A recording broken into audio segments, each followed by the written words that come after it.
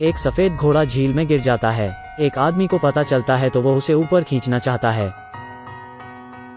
लेकिन यह उसकी ताकत से बाहर है। वो बेचैनी से चारों ओर देखता है। जैसे ही वो अपने पीछे जलचक्र देखता है, उसे एक विचार आता है। वो पानी के पहिए के एक सिरे को रस्सी से बांधता है। वाटर व्हील को चालू करने के लिए अपने वजन का प्रयोग करता है। वह सफेद घोड़े को किनारे पर खींचने में सफल होता है। जब यह इस उद्धारकर्ता को देखता है, सफेद घोड़ा बहुत प्रसन्न होता है और आंसू बहाता है। आदमी सफेद घोड़े की गर्दन से रस्सी खोल देता है। सफेद घोड़ा अत्यंत आभारी है और फिर वो घोड़ा भाग जाता है और सीधे आसमान में उड़ जाता है। उसका नाम अविक है।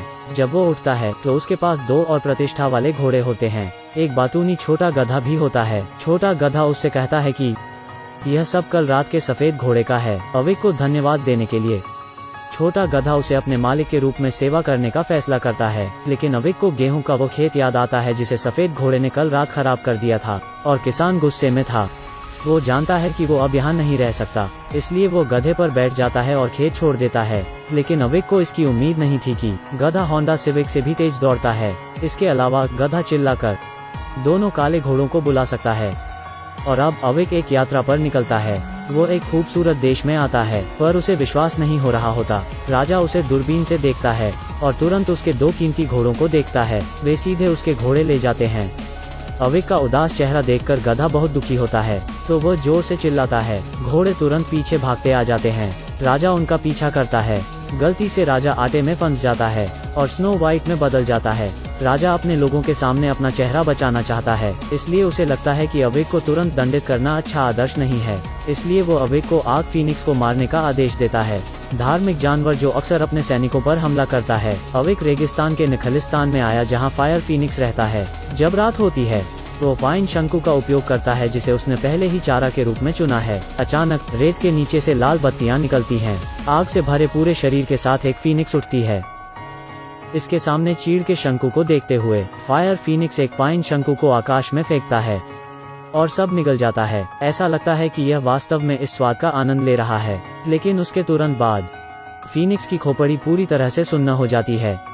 फिर वह जमीन पर गिर जाता है। यह पता चला है कि अविक ने पहले ही पाइन शंकु में नशीले पदार्थ डाल दिए हैं। पर जब अविक खुश होता है, एक पंजा उसके पीछे से फैलता हुआ खुलता है। फीनिक्स अपने चारों ओर लौसा चमकता है और उसका पीछा करता है। अविक जब लगभग पकड़े जाने वाला होता है, गधा ठीक समय पर फीनिक्स से टकराता है। फीनिक्स अब और भी उग्र हो गया है और पागलपन से अविक का पीछा करता है। जहाँ से भी गुजरता है, फीनिक्स उस जगह को आग में बदल देता है। अविक अपनी बुद्धि के अंत में है। वो अपना आखिरी पाइन शंकु फेंकता है। फीनिक्स सीधे शंकु को पकड़ता है और कुछ क्षण के बाद वो बेहोश हो जाता है। अगले दिन फीनिक्स अविक द्वारा कसकर बंधा हुआ होता है, लेकिन फायर फीनिक्स के आंसू देखकर अविक इसे सहन नहीं कर पाता। वो इसे मुक्त करने के लिए रस्सी खोलता है। फीनिक्स अपनी आज़ादी हासिल करता है। अविक को धन्यवाद देने के लिए वो उसे एक जादुई चमकता पंख छोड़ देता है। अविक राज्य में वापस आता है और राजा को बताता है कि फायर फीनिक्स उसका दोस्त बन गया और वो किसी को चोट नहीं पहुंचाएगा। और वो चमत्कारी पंख को सिद्ध के रूप में निकालता है, लेकिन फिलहाल यह एक साधारण पंख में बदल गया है। राजा ने अविक का सिर काटने का आदेश दिया ताकि एक उदाहरण स्थापित किया जा सके।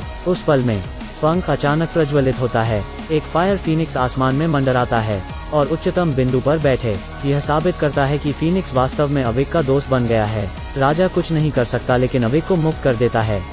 लेकिन कुछ दिनों के बाद राजा आज्ञा देता है अविक को स्नो वर्ल्ड की तीर्थ यात्रा करने के लिए और स्नो प्रिंसेस को वापस राज्य में लाने के लिए। अविक स्नो पैलेस पहुंच जाता है। वो इसकी कल्पना भी नहीं कर सकता। वो 1000 मीटर ऊंचे बर्फीले पहाड़ पर स्थित है। उसे शीर्ष पर जाने में 3 दिन और रात का समय लगता है। अविक को कोई अभिभावक नहीं दिखता और वो स्काउट करने के लिए चला जाता है। अंत में उसे पता चलता है द्वार की रखवाली करने वाली बर्फ की एक मोटी परत है। उस सही समय पर फायर फीनिक्स के पंख ऊपर की ओर उड़ते हैं और वो बर्फ के माध्यम से निकाल जाते हैं। बर्फ तुरंत फट जाती है। गधा बर्फ की चपेट में आ जाता है और एक खड़ी चट्टान पर लटक जाता है। अविक पैलेस में प्रवेश करता है और राजकुमारी को जगाने के लिए पंख का उपयोग करता है। स्नो प्रिंसेस और उसे पहली नजर में प्यार हो जाता है। बहुत समझाने के बाद राजकुमारी अंत में मान जाती है। वे एक साथ पहाड़ से नीचे उतरते हैं। अविक राजकुमारी की पोशाक पर बैठ जाता है, लेकिन पोशाक इतना भारी भार सहन नहीं कर पाती और उसमें एक बड़ा छेद हो जाता है।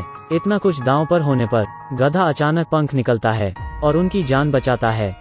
और जल्द ही वे राज्य में पहुंचते हैं। राजा अवेक को अपने लोगों द्वारा समर्थित देखता है।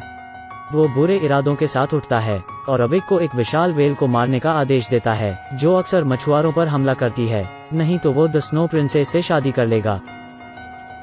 अवेक छोटे गधे पर सवार होकर आसमान की ओर उड़ता है। वो एक द्वीप के लिए उड़ान भरता है, लेकिन गौर से देखिए, ये विशालकाय व्हेल जंजीरों में जकड़ी है। पता चला है कि विशालकाय व्हेल जंजीरों में फंसी हुई है, इसीलिए यह पास से गुजरने वाले मछुआरों पर हमला करती है। विशालकाय व्हेल का दयनीय रूप देखकर अवेक इसे बचाना चाहता है। गधे की सवारी पे वो व्हेल के नाक में घुस जाता है। अवेक उसके शरीर में उड़ने लगता है। यह अंदर से बहुत ही शानदार है, सितारों से भरे आसमान जैसा दिखता है। गधा गलती से व्हेल को अपने पंखों से छू लेता है। व्हेल चौंक गई, पूरा शरीर खड़ा हो जाता है और उन दोनों को शरीर से बाहर फेंकता है। वो बेड़ियों से भी छूट जाती है। यहाँ तक पहले निगले गए मछुआरों को भी बचाया जाता है। अवेक को धन्यवाद देने के लिए व्हेल छोटे केकड़े को अवेक को एक अंगूठी उपहार में देने के लिए कहती है। अवेक व्हेल को नहीं मारता, वो सेल में घुसकर स्नो प्रिंसेस को बचाने की कोशिश करता है। अप्रत्याशित रूप से राजा को यह बात पता चल जाती है। अवेक स्नो प्रिंसेस को अंगूठी देने जाता है। राजा दरवाजे तोड़ने के लिए सैनिकों का नेतृत्व करता है और अवेक को गिरफ्तार करता है।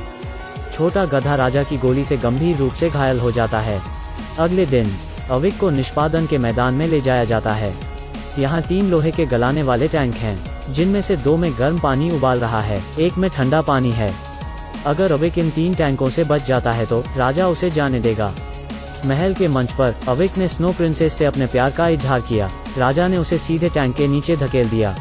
स्नो प्रिंसेस जल्दी से अंगूठी हटा देती है और अशांत जल में फेंक देती है। कुछ क्षण के बाद अवेक चमत्कारिक रूप से आसमान की ओर उड़ता है और दूसरे टैंक में गिर जाता है। इस बार टैंक में ठंडा पानी है। अचानक फीनिक्स का पंख कहीं से टैंक में उड़ाता है। अवेक तुरंत बर्फ तोड़ता है और बाहर कूदता है और अंतिम गर्म टैंक पर समाप्त होता है। उबलती गर्म टंकी को देख हर कोई सोचता है कि अब कोई संयोग नहीं होगा और सभी उम्मीद खोने लगते हैं। इस समय आकाश में एक चमकीला तारा दिखाई देता है। सिनपर्नी का फूल धीरे धीरे गर्म पानी की टंकी में गिरता है। अवेक वास्तव में पानी की टंकी से बच निकलता है। बेशक यह कोई संयोग नहीं है। दरअसल गधे ने अपने घायल शरीर को ललकारा। क्षितिज के अंत तक दौड़ने के लिए अपनी सारी शक्ति का उपयोग करता है। एक जादुई सिनपर्नी फूल चबाने के लिए अवेक अंत में इसे पार कर लेता है और राजा अपना वादा रखता है।